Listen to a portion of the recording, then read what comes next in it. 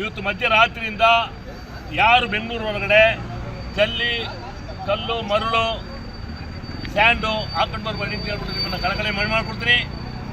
ಹೊಸೂರಿನವ್ರ request ಮಾಡಿದ್ವಿ, Karnataka crusher ಓನರ್ಸ್ನ request ಮಾಡಿದ್ವಿ.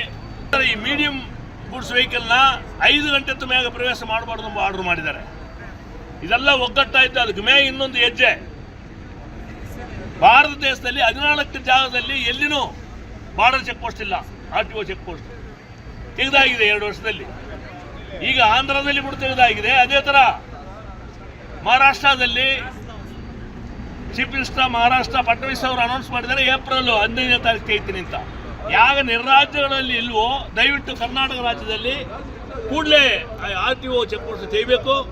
Highest corruption RTO border check ಪೋಸ್ಟಲ್ಲಿ ಅದನ್ನು ತೆಗಿಬೇಕು. ಇದಾಗಿದ ತಕ್ಷಣ ಸೌತ್ ಝೋನಲ್ಲಿ ಎಲ್ಲ ಮನವಿ ಮಾಡಿದ್ವಿ, ತಮಿಳ್ನಾಡು ಗೌರ್ಮೆಂಟ್ಗೆ ಮಾಡಿದ್ವಿ, ಆಂಧ್ರ ಮಾಡಿದ್ವಿ, ಪಾಂಡಿಚೇರಿ ಮಾಡಿದ್ವಿ, ಕೇರಳ ಮಾಡಿದ್ವಿ. ಕೂಡಲೇ ಅವರು ಕೂಡ ಈ ಬಾರ್ಡರ್ ಚೆಕ್ ಪೋಸ್ಟ್ ತೆಗಿಬೇಕು ಅಂತ ಕಳಕಳಿ ಮಾಡ್ಕೊಡ್ತೀವಿ.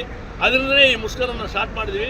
ಸರ್ಕಾರ ನಮ್ಮನ್ನು ಕರೆದು ಮಾತುಕತೆ ನಡೆಸಿದ ತಕ್ಷಣ ಮುಂದೆ ಏನು ಮಾಡಬೇಕು ಅಂತ ತೀರ್ಮಾನ ಫೆಡರೇಷನ್ ತಗೊಳ್ಳೋದು. ಧನ್ಯವಾದಗಳು. ಜೈ ಹಿಂದ್.